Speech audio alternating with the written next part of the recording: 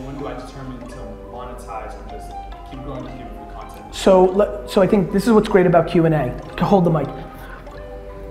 Can you afford to continue to not monetize? I could. Because? I go to school and I'm just... You don't need a lot of money. I don't know. You keep it It's like humble. Yeah. I think you hold your breath as long as possible because you build more equity. You know, the second you go in for the ask is the second that you're giving away the leverage. When you're giving, you're gaining leverage. That's why I have so much leverage with you. When I'm giving, I build up leverage. I hate when I come out with a book every 2 or 3 years and I'm like, can you guys buy books? I'm like, I hate it. I have a goal, I have to do something, but I hate that month or two. And then people are like, Garyvee, you've changed. I'm like, shit, this shit again? You know, you know, I hate that month. The biggest problem, man, that a lot of people here that are not kids make is when they start getting into a little bit of money, they start spending it on dumb shit, which then forces them to have to make more, which means then they get into short-term behavior and they continue to take leverage and give it to the other person, which makes them a sleazy salesperson one way or the other over time, and then they lose. So I would say wait as long as possible. You know, if you were 34 years old and lived with 4 roommates in the basement of somebody's home in the suburbs of Salt Lake City, I'd be pumped with you because that means you're holding your breath. Dude, I was 29 years old and lived in a $2,000 a month rent apartment in New Jersey, which by the way, Jersey rents are different than here, right? And like, had nothing, had like a car, Jeep Cherokee, and had built a business from 3 at that point to 40 million in revenue and was paying myself $49,000 a year. I don't give you advice that I didn't take. Like all these 23-year-olds on Instagram, like who wanna buy watches and go on private jets, like when I make fun of that, it's not because I'm jealous. It's not because I want to rag on somebody or compete, because it's fucking stupid. Like, do you understand? Do you understand what you could do with that $5,000? You could reinvest it into your business. The reason why Library grew so fast, why do you think VaynerMedia is growing so fast? Everyone's like, why is VaynerMedia growing so fast? It's because I reinvest in the business. It's because I put the money into the business. Like everybody wants to build a business. You know how many people here want to build a business or a personal brand so they can buy stuff with it? Like, you know, that thing I said the other day on the vlog, right? Like, I don't want to buy a private jet like everybody tells me to do when they see that I'm wasting an hour on an extra commercial flight because I want to buy the New York jets. You know what I mean? And like, yeah.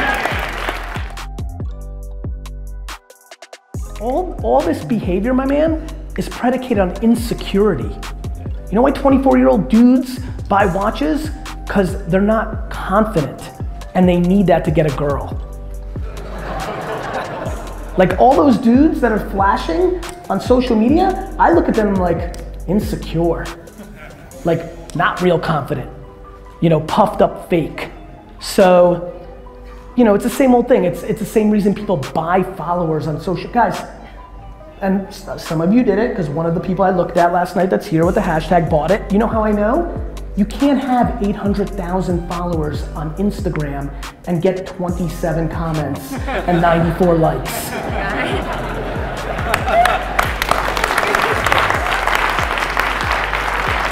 I ended my talk with it, which is the worst business is to sell to losers, and I promise you there's a stunning amount of people here who try to sell to the bottom feeders. And you never trick winners. When people DM me and they're like, yo, Garyvee, check me out, I'm killing it, and they've got 900,000 followers on Instagram, but they don't actually have it, I reply, no you aren't. And then their feelings are hurt. And it makes me feel awesome. Hold your breath, keep building for the audience, bring them value. You know what your next Instagram post should be instead of taking $400 for a sponsored ad? Why don't your next Instagram post be, what can I do for you guys to make this account better? And then read all the comments and then act on them. My question question is, what are the biggest mistakes you see young entrepreneurs make when starting their own company or app and stuff like that? To generalize, Sergey, the biggest mistakes are, number one, especially in the tech world we live in now, they're not actually building businesses. They want to raise money. Like, let me just remind everybody, how many people here have raised money for their business? Raise your hands, right? Big thing for you guys. Like, it doesn't take a hero to lose money each month. Everybody can do that. So, biggest thing, Sergey, is I have a lot of, and I'm involved in a lot of these businesses, they raise money, they're losing money each month. They're not actually building a business, they're building a financial arbitrage machine. They're trying to hit metrics to get to the next round of funding. Huge mistake, especially if the macroeconomic climate collapses, which 8-9 years in, and you guys have been hearing it from me, right? So I brought Tony Robbins on the show to talk about Wall Street, and that more so than the thing that you would think that me and him would talk about, because I want to get this in your mind. It can't last forever. That's number one. Number two, kids are impatient. Everybody's impatient, kids are triple impatient, because you're in that part of your life where you want to prove everybody wrong, right? You're in that place where you're going to show dad that you're right and he's wrong. You're going to show your friends that you're special. Everybody, there's that video from the other day that I put as a separate piece of content today, that call I had. How many people saw the Ask Garyvee where I talked to Taylor for like 20 minutes? Raise your hands. The reactions on this video are so insane. Sure, you watched it. That's what young entrepreneurs are making a mistake of. She's got nothing going on at 22 and she's telling me she's gonna be a millionaire at 25. How? Like, you guys make up dumb shit. So, impatience and lack of actually building a profitable business, lack of practicality, lack of experience. You've heard me say, many of you heard me say, I built my dad's business from 3 to 60 million. It should have been 200 million because I figured out AdWords before anybody else, but I didn't put all my money into AdWords because I was doing direct mail and radio and television, because I didn't have the experience to know that when you've got the best hand, you put all your money on it. I thought I had to do everything. Now that I know that at 41, I am putting all my money into Facebook and Instagram influencers because that's the best hand, and I'll milk that. And when it changes, I'll adjust, but I'm not gonna hedge, which is why I've been so loud. When I look at my career, your career, the way it's actually presented, you have one passion. What I'm thinking is, I saw your passion with wine. Yes. Now I see your passion with VaynerMedia. Yes. Crain. Is it possible we have more than one passion? Of course. It comes down to something inside of us. I also think, my man, that you have to ladder it up. My passion is to communicate complicated things in average Joe talk. That's why I won in wine. Wine's complicated, right? How many people know somebody that's really into wine? Raise your hands. Great. So 80% of you know that once somebody learns a lot about wine, they become a straight douchebag. Right? Like that's what happens. So me being Jersey and being into wrestling and sports, I'm like, you know what? I know the most about wine, the most. I know as much as the top 10,000 people about wine are in that mix. Let me talk to people about wine the way we talk about everything else. Let's not put wine on a pedestal. Now, what I do really well, for whatever reason, I figured out somewhere around that time when I started Wine Library TV, the way I communicate, and I truly believe what I'm about to say, because I don't think I was very well educated, and I've always lived in my own bubble, I think I say the same stuff that has always been said. I just think I say it a different way because I don't know the other way that it's actually said like everybody else says it. And I think that for some reason, that helps people because it's just a different way. And I also think that people feel that I actually mean it. So I think that has a lot to do with it. My passion is to communicate the things I most believe in, whether that's the good values in wine or the business opportunities of the day. But yes, of course we're passionate about it. I mean, I could start a Jets show, I could start a root beer show when I'm off my diet. Like, I could talk about a lot of stuff that I'm passionate about. I don't think you need to be crippled to your one passion. And we evolve. What you're passionate about at 24 is different than what you're passionate about at 33, and it's different what you're passionate about 57. Plus, life brings things. I promise you, if one of the 4 or 5 most important people in my life pass away from a rare disease, I'm gonna be passionate about figuring out that disease. Keeping up with the Joneses is the #1 way to be an unhappy person. There we go. Nobody else's physique, nobody else's bank account, nobody else's girl, nobody else's guy, nobody else's trips, nobody else's car, nobody else's follow count, blue check mark. Like, it's never gonna work out. It's never gonna work out. Go into your cocoon. A lot of times I make pretend I was part of the University of Miami football team with The Rock, and like I have to do, like, the whole team's watching. Like, I really have to do this stuff with my head, and like I like that stuff, and I want people to kind of almost live their life that way. Like, do not live for anybody outside. Live for yourself, play within your own cocoon, create your own scenarios with yourself, for yourself, and very good outcomes will happen.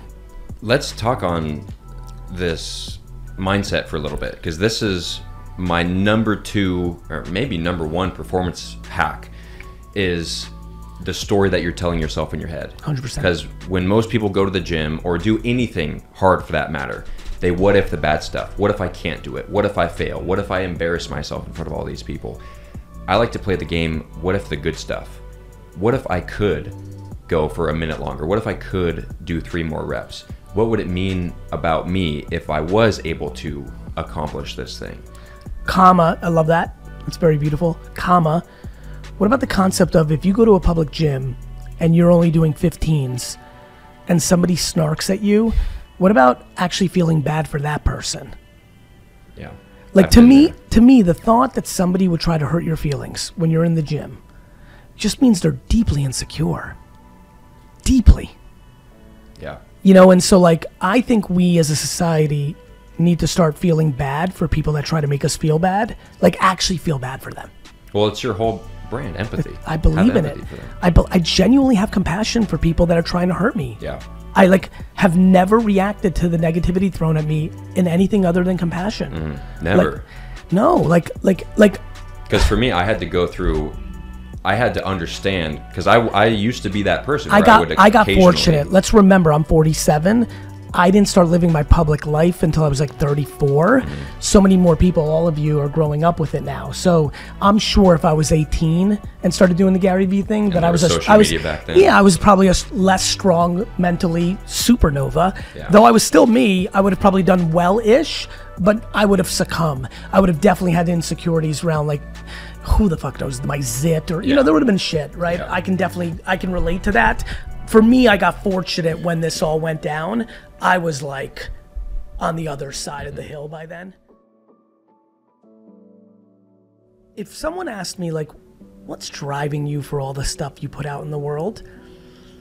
I feel an enormous amount of guilt for how little anxiety I have. I don't know how else to say it. In my true purple, it is a mixture of guilt and gratitude, but it's like tough to talk about publicly when you know how many of the 8 billion people on earth don't have that. I'm so simple in real life that I struggle to be anxious. And what I mean by that is nothing bothers me except the occasional pop-up of fear that someone I love is gonna get sick or die soon. And then when that happens, everything else is just way too manageable. And I feel like the reason I'm talking about this is I have to believe the fact that I sleep like a fucking baby. And I mean like really. Like the second I lay down, it's good night, Charlie. Like I do not sit there and think about like anything. Anything. Yeah. It's, you know, like. Why do you think that is? Because I don't have anxiety. I know, but why? Because I think I keep life incredibly, uncomfortably simple. How so? I don't care about anything except like 20 people's health. Yeah. like genuinely, actually, for real, nothing. I mean, I understand. I'm just trying to convey it for the listeners, because like I'll give you a great example. I think it would, even people that kind of know me well, knock them to their soul when we hang out in heaven and I show them how much I cared about my professional career. Nothing. Yeah. I have like almost. That was my favorite part of your book. Like one of the first sentences in there, like once you truly understand how unimportant business is, then you can get good. 100%, brother. Thank you for calling that out.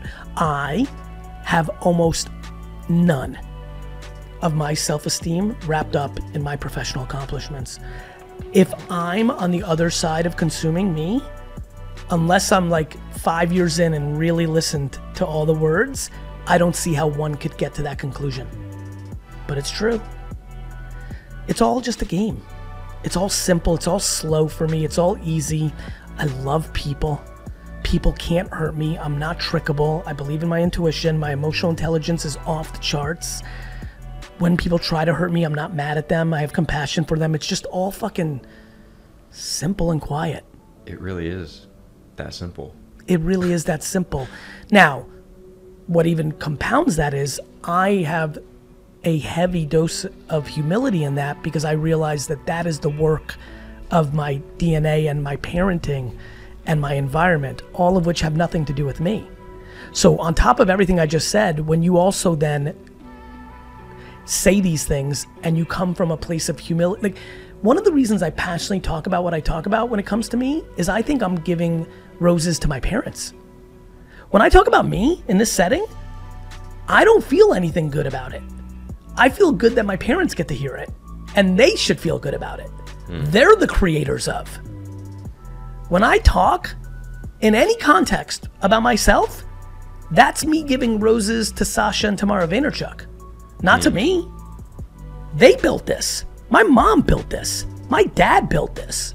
For real. Now, there was circumstance but like they decided to come to America, so they even get the credit for that. I mean, like they get a lot of this. And so like, for me, I do have pride in the way I've built my companies. Like when I look at VaynerMedia, I'm like, I did this. Of course, my team, but like, fuck, I did this. But when I talk about me, that's what makes me laugh about people like kind of like ego or like I'm like, which is insecurity, but like I don't know, like Michael Jordan. Let's talk about it. Is that for Michael Jordan or is that for his parents? Like I really think about this shit. Like I think the person that can talk about like their kids, can talk about their businesses, their output into society. But like it gets hard to like, when I think about my lack of anxiety, I'm like, man, that was a son of a bitch fucking masterclass of how to build a human being. My mom gave me affirmation of confidence on the best things, held me accountable to things that didn't matter, school, but didn't have my validation wrapped up in it. How do you handle stress and adversity in your businesses? By realizing it doesn't mean dick. I mean it. I have never been able to really get down on business because I basically make pretend in my mind when something awful happens in business that instead of this awful thing that happened, we had a great day, but I got a phone call that one of the 10 people I love the most died in a horrific accident, and it just wakes me up and puts me in perspective. I have business in a very big perspective. I am unbelievably not interested in money. I do not validate myself. I'm not interested in flashy shit. I'm into the game. Money is great, it's fine, it rewards a lot of opportunity, but the stress is easy when you don't have your emotions wrapped up in the success of your business. Yeah. Like I love doing business. Like the reason I garage sale or go do a week at a baseball card show like I just did is because I love the process, not the gifts that are given to me personally from the business. So the stress that I get from business is extremely low because I'm not scared to go to zero. Yeah, makes sense. You understand? Yeah. And that, if you go deeper, is grounded in the fact that I don't give a fuck what anybody thinks about me. Yeah. If I completely collapse and go to zero and everybody here and all of social and all of internet says, see, he was full of shit, he wasn't good, I generally wouldn't care. Yeah. I just have no interest in living my life based on other people's opinions. Thank you. Like, for some of us, me included, go, go, go is the happiness. I try to tell a lot of my friends, they're like, Gary, you need to pick up golf. I'm like, fuck golf. I don't like golf. Like, I'm pumped you love golf, and the fact that for 4 hours, that's your escapism. For me, my hobby My hobby is business. So for the same way people like skiing and cooking and golf, like for some of us in this room, the go, go, go is the happiness.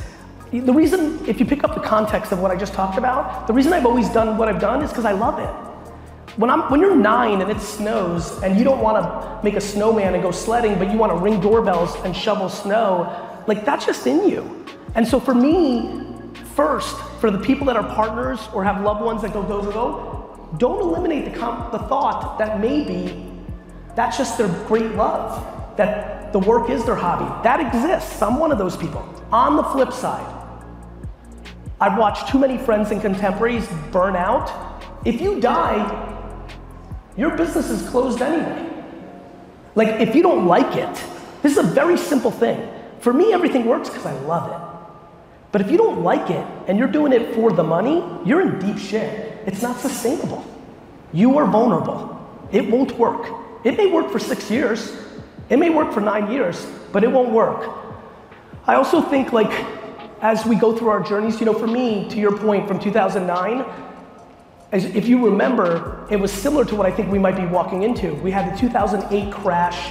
Nobody knew the internet. Think about what I'm talking about here today. When I was talking about that in 2008 and saying, you can make money on YouTube, people laughed at me.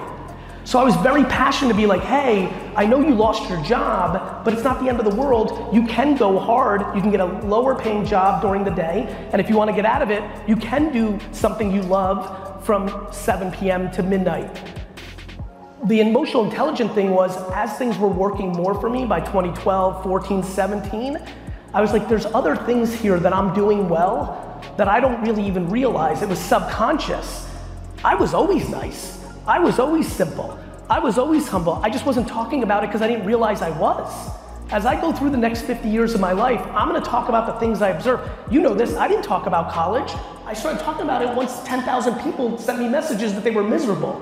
One of the biggest reasons I'm scared of people who are entitled and the fact that parents don't teach accountability, why do I pick on 8th place trophies? I pick on 8th place trophies because I know unlimited 25-year-olds in the world are anxious because they're scared of losing, because an entire generation of parents demonize losing when you should be making your kids lose 24/7, 365. Everyone's like, social media's got these kids fucked up. No, I love when boomers and older millennials are like, fuck these Gen Z kids. I'm like, you fucking raised them, asshole. Maybe if you didn't want your kid sucked at soccer, but you wanted them to get a trophy, but they fucking sucked at soccer. Don't you think that's fucked up? So you didn't want them to cry little tears when they were little, now they're crying big tears when they're big. Kids are scared out here because they think losing's bad. Losing's the best. Losing's the fucking best. You want me to leave with something? Losing's the fucking best. You know why? A lot of you are gonna try some of the stuff I talked about, and for most of you it's not gonna work, because you're not good enough at it. You're not good? What do you think, you're gonna make a fucking TikTok tomorrow and you're gonna be fucking Charlie fucking D'Amelio? I've been doing this shit for my whole life. I've been making social media content for 15 years, every day, 15 times 15, 365 times 15 years. You've gotta get on the fucking treadmill. Most of your marketing is like, you're 637 pounds. You've got a lot of work to do. It's gonna take time to get down to your natural body weight. But if you don't get on the treadmill, it will never happen. So guess what? The next year is gonna be a lot of losing. You know what else hurts? You're really, you decide Gary got you, and now you're nice as shit after being somewhat neutral to maybe not great. And now you're nice as shit to your employee, and after 9 months they quit and go to a competitor. The first thing you're gonna think is, fuck Gary. That's losing, but it's a micro loss. We have to understand what a micro loss is versus a macro loss. You figure that shit out, you'll be real happy.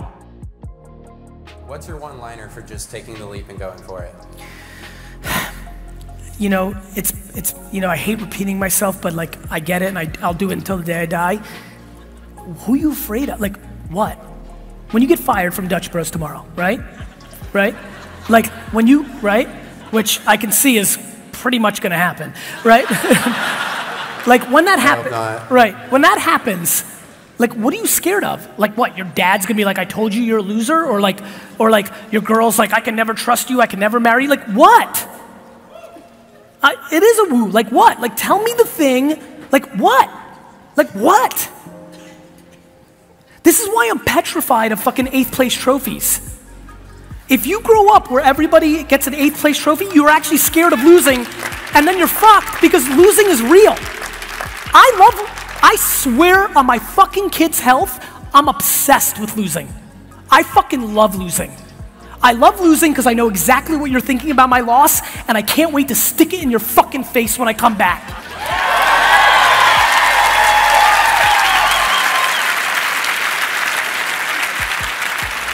I remember once my grandma said that I was lazy because after 7 hours of fucking dragging wood in my parents' backyard, I was like, I need a break, because she's old school Russian gangster. And I remember laying there and her drilling me and me thinking to myself, I'm gonna fucking stick it to you, grandma, like nobody's ever like I like losing. Like when the Yankees and Rangers won their championships, I stopped rooting for them. People like laugh at me like, you're a Jets fan? I love being a Jets fan. I'd hate being a Seahawks fan because you won, it's over, the climb's over. So like, that's it. Like what are you fucking fearful of? Like your sister making fun of you because she's got a better job? Fuck her. That's my answer. Like, cool. Like, don't forget, my friends, you could be winning 28-0 at halftime and lose. So your older sibling that's got a great fucking job could be a crackhead next year. Could. Because he's had a whole facade the whole time fucking trying to suck your parents' dick, right? And he's actually insecure inside and something went wrong at the office and he starts fucking doing coke on the side. Like, guys, don't you understand how this is played? This is real. I'm being serious. Who gives a shit if you're losing when you're in college? You got 80 fucking years to stick it to them, bro. Thank you.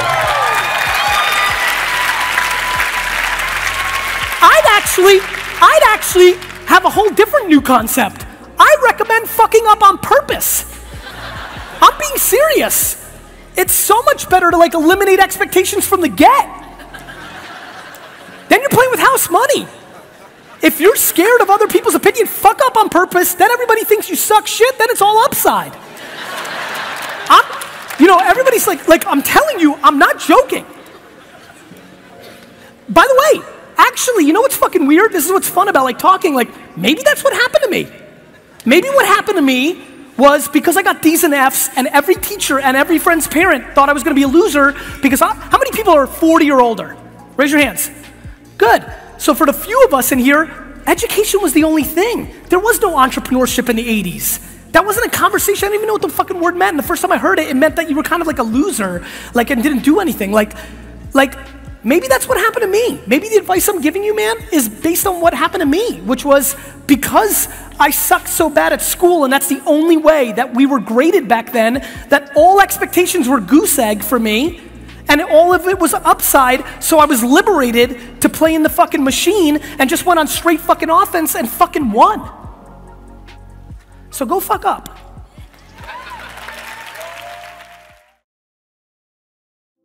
There's no self-development without self-awareness. You can read as many books as you like. 100%. But if you can't read yourself, you'll never learn a thing. It's why I've never read a book.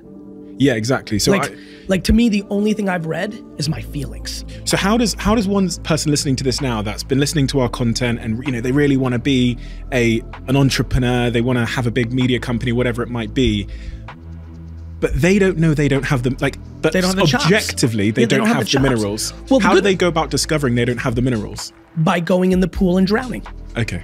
It's not for you and I to judge because we've been wrong too much. Yeah. I've been wrong so much it scares the fuck out of me, and I'm gifted with intuition that when I'm dead, I hope they can test for it because I think I'm all time. And I've been wrong a ton. That makes me believe everyone's wrong. So if you're listening, here's a couple things that are a good call out that may bring value instead of what I just said. Asking what you're in it for is humongous. Yeah, but this generation, I don't think they know. Because people come up to me. And you know this. First of all, you're part of this generation, young guy. That's how I know. But I know too. But guess what? My generation, I'm so done with this. My generation didn't know either. Guess what? When I was 22, all my friends wanted to hook up too. All my friends wanted a BMW too. And by the way, as somebody who observed people his whole life, the people that were older than me, the people that were buying expensive wine for me when I was 20 and they were 35, everybody wants stuff to communicate to others that they're winning. We've been putting on makeup since we had fucking clubs hitting each other. Like, it's what humans do. We do things to communicate to status and stuff. Yes. Why? To hide. We're hiding. We used to do it with status. Right now we've decided to shit on each other. Our current move to hide is by tearing each other down. That's status too, though. I want to be more. I want to be the most leftist. I want to be the most on the right. I want, you know. Of course, the problem is, unlike buying a BMW and going into debt, when you're doing this one, you're hurting other people's feelings. It's one thing when you're hurting your credit score. It's another thing when you're trying to make someone feel bad about themselves. That's why the acts of us collectively at 8 billion people right now is completely and utterly unacceptable, which is why I'm desperately communicating at the highest levels about the stuff that I want to put into the world as a counter to people's us against them. Girls versus boys, blacks versus Jews, Republicans. It's fucking exhausting. Like, once people understand there's one team, humans, you can be mad at elephants, you can be mad at falcons, but like, being mad at each other is the most counterproductive thing. And we need to go into tribes. My country, my sports team. I understand this because I hate all the other football teams. It's the only place I get those feelings. The way people feel about Republicans and Democrats or genders and races or countries, the only place I can touch on it emotionally is American football. My level of actual disdain towards Patriot fans is real. I feel the rage. But the fact that I do that for something silly, that's a form of escapism, that's a couple hours a week to like reset and like enjoy and escape, like people watch movies or ski or exercise, that's silly. That's football, that's silly. We're doing this in real life to each other. And it's gotta stop. And I think it starts with people understanding, if you are shitting on others right now, it's a complete reflection to your own unhappiness and insecurity. I had a kid come up to me, and this is why I was asking the question, is after I did a talk, and he said to me as I knelt down on stage, he said, I want to be, he must have been 18, I want to be a public speaker too. And I'm like, why?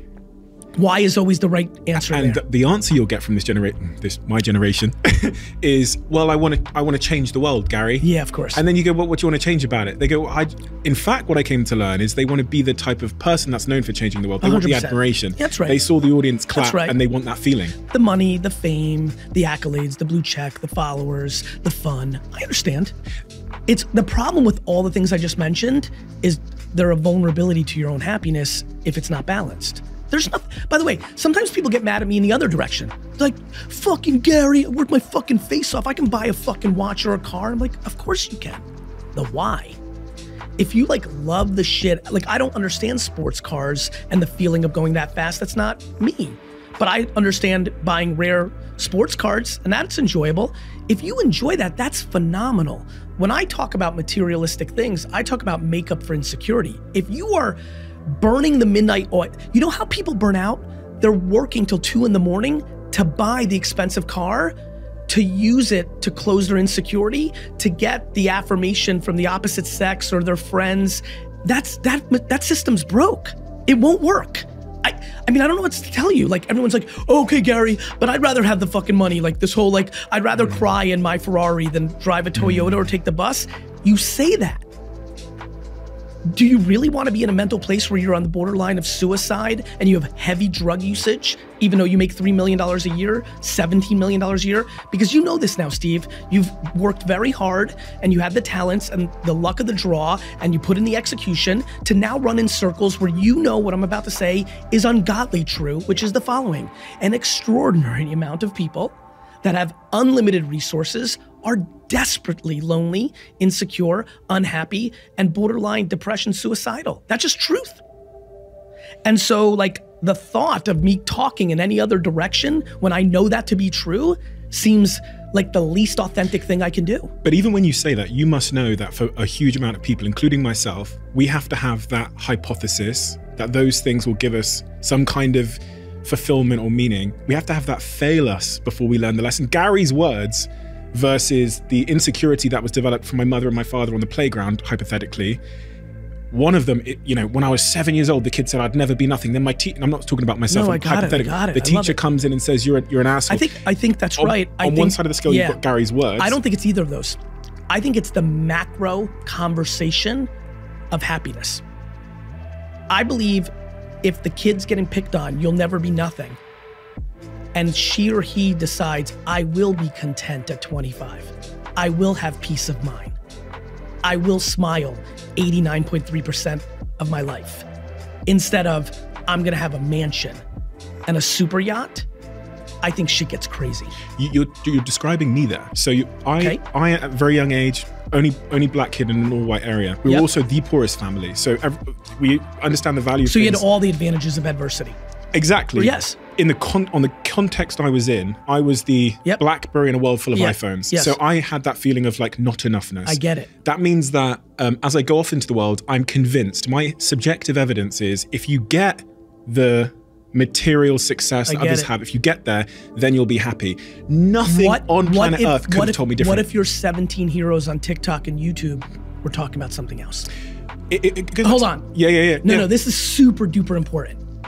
What if your 17 heroes, how has everything changed in the world? Can I say why that might not be enough? Because those first 10 years, as we learn in childhood psychology. The problem is, in those first 10 years, you will have heroes outside of your family. What if your 7-year-old you on YouTube Kids finds a hero, or on ESPN app or something? What if Messi, your hero at 7, in every other interview, spoke about peace of mind, living with it? Like, what if the conversation changed? Because the conversation has changed on race, on gender, on religion, on status. Tulips used to be the most important thing. In your life. The king. Do you understand, in America, in 1968, in 1971, in 1971 in America, if you were an astronaut or pilot, you were cooler than an athlete. I want everyone to fucking pay it. Like, this is a big fucking deal. This is what my fucking mission is. In 1971, in fucking America, if you were an astronaut or pilot, you were more famous than everybody but the top 10 athletes in America. Joe Namath was more famous. Love him. But you understand? Yeah. Do you understand? I choose to fight for positivity, but I refuse to not be grounded in practicality, which is why I've always thrown curveballs. Love everybody, it's all awesome. Fuck 8th place trophies. What, Gary, what? 8th place trophies lead to entitlement and fear of losing, and it fucks up kids. So like, it's kind of that juxtaposition. Practical positivity is something everyone needs to add more. And so back to your point, we are gonna put out stuff forever because it's how we're wired. The people who are listening right now, for a lot of them, they need to understand where they match with us and where they don't. You and I match on a lot of things. There's a lot of things we don't match on. The person on the other side needs to figure that out. You, I would argue, watching you from afar, we know each other, but not that deep. We haven't had those 6 hours that we need, that we will have in the next 50 years where it starts to get even closer.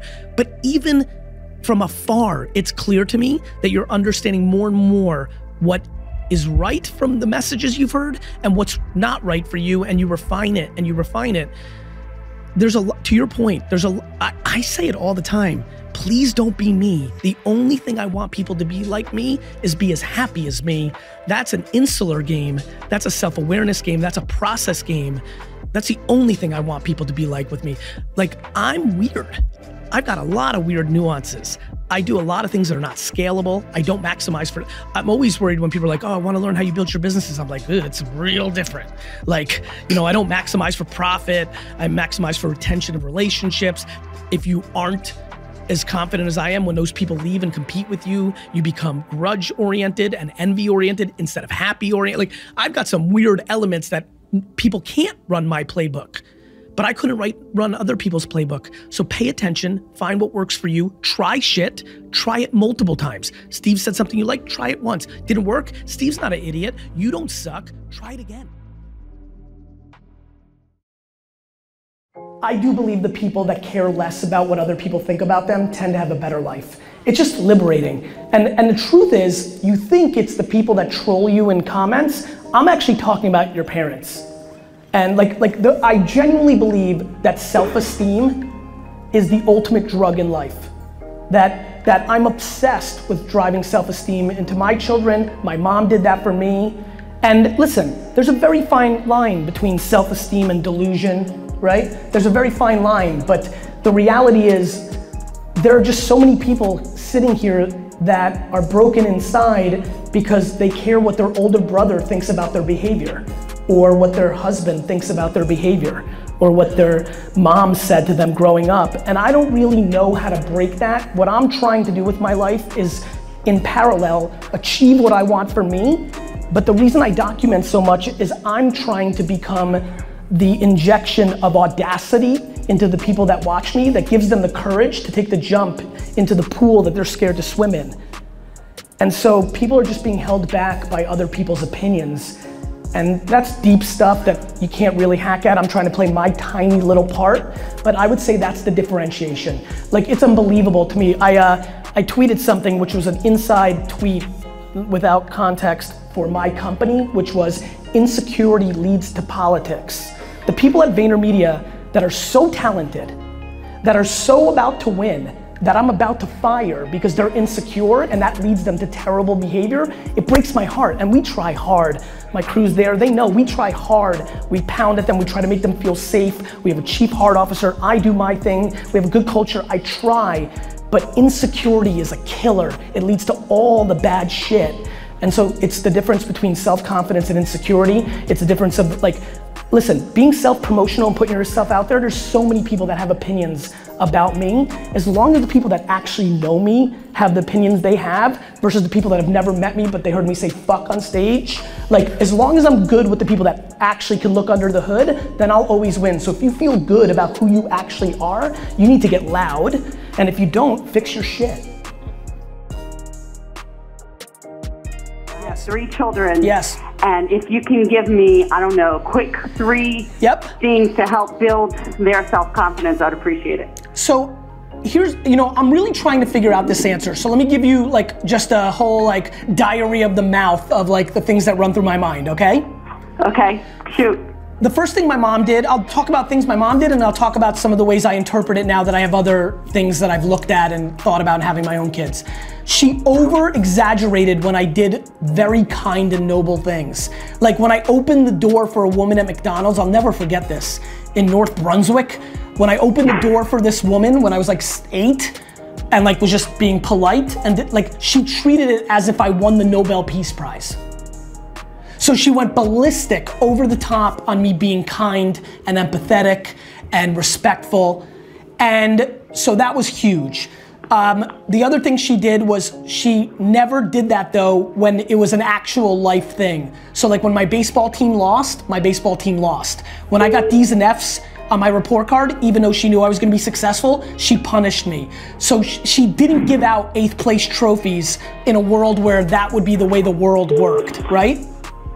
Right. But she just genuinely made me feel like I was unstoppable and like was capable of anything that I wanted to do, and she believed it. And because she believed it and she instilled it constantly, it was constant offense, right? And so I just think that you need to look at your 3 kids, you need to audit them, you need to figure out what they're strong at, and you need to make 98% of the conversation around the things that they're strong at. Awesome. Instead of doing what every other parent does, which is spend 85% on the 2% they're not, spend 98% on what they are. Love it. Awesome. Every parent worries about some kid trying, like, you need to be better at math, Sally. No, she doesn't. Like, do you know what I mean? Like, she needs to be capable. Like, you'd probably like your kids to be able to count, right? Right. But they don't need to be a fucking geometry whiz. Right. Especially if they gravitate towards humming 28 hours a day. Do you know what I mean? Yeah. Absolutely. So, like, do me a favor, don't listen to, the biggest thing that hurts parents is they listen to other parents, they listen to other teachers, they listen to the market, and those people don't know your kids.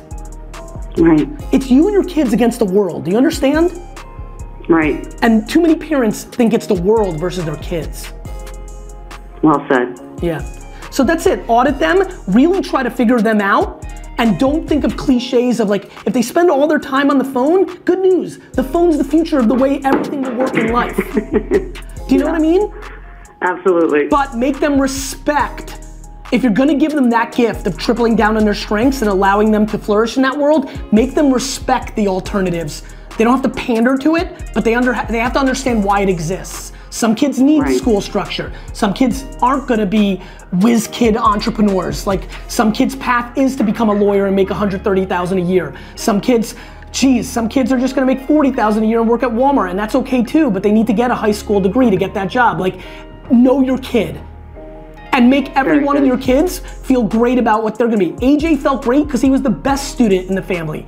I felt great because I was the most entrepreneurial and charismatic. My sister felt great because she was absolutely the feistiest and had the strongest will. Like, make them feel great about their thing. Don't make them feel bad that they're not the star athlete or the nerdiest or can make money. Just build self-esteem.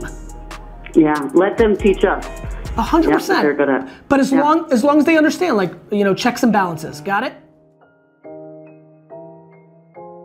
One of the challenges that I face all the time with some of these students is anxiety, and how I can help them see that they are, you know, they can do more than they think and that they're stronger than they know. How would you articulate or explain to them? You know how I do it. I'm doing it. I put pressure on the true answers. Insecurity is the seed that creates all these issues. And so I'm trying to figure out why they didn't build self-esteem, who didn't build self-esteem, and the reason I bring up mom is like, Jesus, it's such a big percentage of it. Mom or dad is like 80% of it. It's just, you know, I do this a lot. I'm fascinated. Listen, my dad, I don't talk a lot about this. That's what happened to my dad. My dad, I'm so impressed by him. The way my grandmother parented my dad is unacceptable. That's the only word I can think of. So I'm fascinated by it because I had the reverse. I'm so perfectly parented by my mother, I'm unstoppable. I feel guilty that I'm so emotionally grounded and strong. That's why I'm giving it to you. Like, what do you think's happening up here? I feel guilty that I have it so good mentally. There's nothing anybody can do to my mental state. It's insane. I am so weird, guys. Like nothing hits, it's like I'm numb. And so I go right to the core. I do it when I see it sometimes. I'm like, hey, you are unbelievable and you think you're shit. That's bad. We need to talk about this.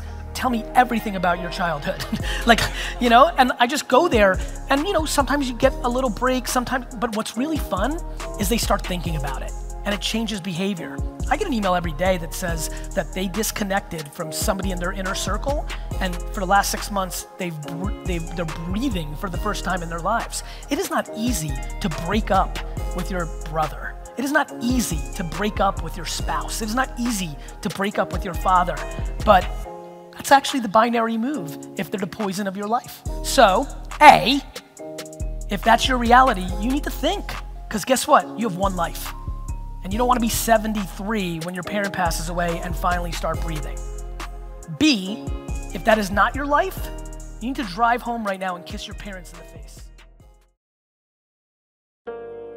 And there's still, even with the creator economy that we talk, I was just reading this article that Annalisa had sent to me about the creator economy and how it was a misnomer, because it's like the creator economy actually only pertains to the top 1%, because what do?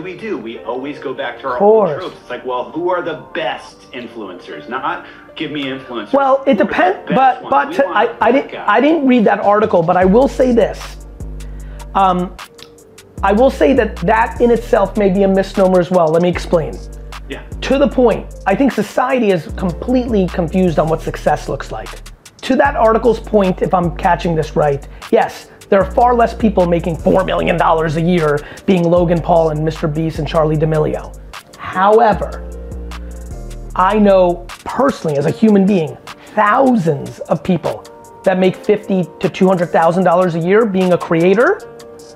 And that is, again, back to the analogy earlier, I'll give you the perfect example. I know somebody right now who's a fitness creator, there's a friend of a friend, they got inspired by the book, so I got the email, I read it, and then it was like, kind of hit me, I called the person.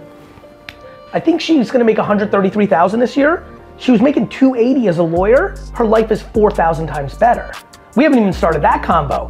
You know, we've always had it as, oh, you make more now than the thing. What about if you make less, but you're a happy person?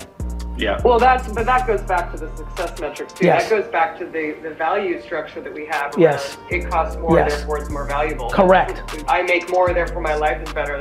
It's crazy. It's crazy. Oh my God, such a good point. So I think the ad world is in for a rude awakening the same way the car industry was when it had an innovation called Tesla. I think it's the same way Hollywood network companies were when they had Netflix. You know, I often think that VaynerMedia is the preview to all the agencies of 20 years from now, not because I'm so smart or we're so smart or we're so special. There's a secret word that the ad industry has to adopt fast, and it's a word that the industry does not know how to handle. And that word is humility. I would argue that the word that the most senior creatives and most senior strategists at the ad agencies in the world really have to factor into their day-to-day is humility, because what comes along with democratization is humility. Right, Tom? You know, again, you've been under the hood, right? Right? Like, you know, all of a sudden, everybody thinks they're a hot shop because they're, you know, an ECD at Droga. What an iconic place. David Droga is one of the nicest people I've met in this industry. I'm so pumped for their success. And by the way, many people I meet at Wyden and Droga and Voss, wonderful, super creative. I love it. I go to Cannes mainly because I'm so head down and I don't know much about the industry. I mainly go to Cannes to stumble into people in the industry because it's lovely. But with all that said, the thought that a kid out of school, even a good ad school like Miami ad school, right? Most ECDs at big shops will not think that a first day Miami ad school person has a better idea than them, and I know it to be true. Ideas are talent. Kobe Bryant was good at 19. He didn't have to be 35. And marketing is like sports. Marketing is like sports. Marketing is like sports. Right? John McEnroe was good at 17 in tennis. He was worse actually at 35, and I think that's marketing. I think a lot of people get worse in this industry because they become too client-centric instead of consumer-centric. And by the way, let me flip it on the other side. I'm watching 42-year-olds coming into the business who understand the consumer better than a lot of the 22-year-olds that work for me are going into rude awakening. They're like, I know everything about social, I'm 22. I'm like, hooking up through DMs is different than marketing to sell shit. Yeah. And so they come, like, I've been enjoying it. I had a great meeting the other day where I kind of like played them into it. Like, yeah. And I was like, what about everything that's actually been going on for the last 4 months? And they're like, oh, fuck. And I'm like, yeah, like, cool. Like, you're like, cool that you care about it, but are you good at it? Yeah.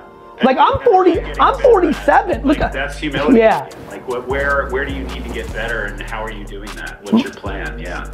I'll tell you why. My team knows this. I don't react to virality. When we crush it, when a Garyvee video, I got 3 million on this green screen the other day. No reaction. I get 40,000 views on something that completely, like one of the worst pieces of content I put out from performance, and I'm like in there like, isn't this fucking great? What does it mean? Let's talk about it more. Let's shit on me more. This was mine. I'm the worst. Like that's just lacking. Like, and for everybody who's listening, don't confuse conviction as an opposite to humility. It's actually beautiful partners to dance. You can have conviction, but when proven otherwise, you better deploy humility. I have conviction in everything I do, but when the market, the consumer says, no, Gary, then I deploy humility. And I watch everybody in this industry use headlines in Ad Age or Ad Week, awards, and seniority and where they work and some other cockamanian bullshit as the justification why they're right in the face of them being wrong. Yeah. It's all about ease for a lot of people. It's all about just like, how do I make my job easy as possible? And not only that, that's a good call out. And I have empathy for that because the world's stressful and people, you know, like shit's stressful. I think this goes all the way to the tippy top of the global CEOs of 5-6 holding companies. They have to realize that they're running their companies with fear. Yeah. And fear is the quickest way to suck out creativity. If we're in meetings and we hear that we lost the McDonald's account and our brain is actually thinking like, will I be let go? Versus what idea should I come up with for chicken nuggets? So I think my observation is that the creative agencies are now owned by banks. Banks run with very little emotional intelligence. It's really not about the people, it's about the P&L. And that has created a culture of fear in ad land. I now know this to be true because it takes us a long time to get people to feel safer. And a lot of times, you know, it's a big new revelation for me, even this year, like next year, like we're gonna give people a lot more time before they even work on anything if they've been in the ad world for a long time, because it's harder for us to get them to feel safe than we realized. If I gave you $1 million, would you rather make one spot or 100? 1,000. Exactly. And so I think when the price tag is so high, the fear goes up, right? Because then, oh my gosh, I better get the return on that investment. What an investment. Well, it's even worse than, I know we're going over time, I apologize, I'm end of the year, I gotta get a lot done, but I'll leave it with this. It's even worse than that, right? Because all the reporting, like the justification, how do you measure brand? That's like asking somebody to measure God and love. But there's reports for it. There's a bullshit Miller Brown report for it. There's a bullshit Nielsen's report for it. There's a bullshit client internal MMM for it, but it's fake. My friends, it's Santa Claus. Measuring brand is Santa Claus, right? So even the incentives, and you know this, and Elisa, like we have clients that say, Gary, we want to do award-winning work. I'm like, why? Well, it's better for sales. I'm like, not really. Here's how the report came about. It was incentivized for creative agencies to sell you that bullshit. And more importantly, you're really doing it because you want self-interest for your career. So when you're named that at Cannes, you can get another CMO job. So let's talk real talk, friends. Yeah. Like, why do people want to be associated with things that the industry talks about? Because it gets them jobs. Because agency owners like myself, I don't do this, but like I know this is what the industry does. You look at a thing, it's like, oh, this thing's hot. Oh, who are the creative directors? Oh, go to LinkedIn. Oh, hey, Sally, you want a job? I'll promote you from an ACD to a CD, from a CD to a GCD, from a GCD to the, like, can we call out the game? Can we call out the game? Yeah. Because it's definitely not working. And what I'm most worried about is back to all the lovely people, and this is my last point, I promise, I'm sorry, team. I don't think people know how big the day of reckoning is. There's a reason so many people are getting left go in Hollywood that work in networks. It's because they lost. I don't think people realize that if they don't adjust soon, the top 45 creative agencies over a decade will lose 50% market share, meaning 80% of the staff will be let go. And when they get let go for being in the old game, the new winners aren't gonna be rushing to hire someone who thinks that they should get a brief. Who hung out 100%. Right. The point isn't so much. It's not so much if. It's really when. And are our clients ready? And, Correct. And how can we help them get more ready? And I Correct. think you're right to be calling out the rules or what's broken. Yeah, and look, so let's define the new CMOs. rules. There's a reason CMOs are 18 months, and that's going to trickle down to our agencies, and already has. Yeah. Honestly, I have no pride or excitement about our hyper growth. Because I know it's coming at the expense of people that, like, when we win, I'm happy for my team, it's what I'm supposed to do, but my brain always goes to, like, when we lose business, I just run on lower margin and try to figure it out. When they lose business, they fire everyone that was on that account. Yeah. And so my brain goes, we just want a big piece of business. Literally, after yay, my brain went into like, fuck. Like I know what's gonna happen on the other side, across the street. You know, and so our industry needs to get healthier, kinder, more empathetic. We gotta figure shit out.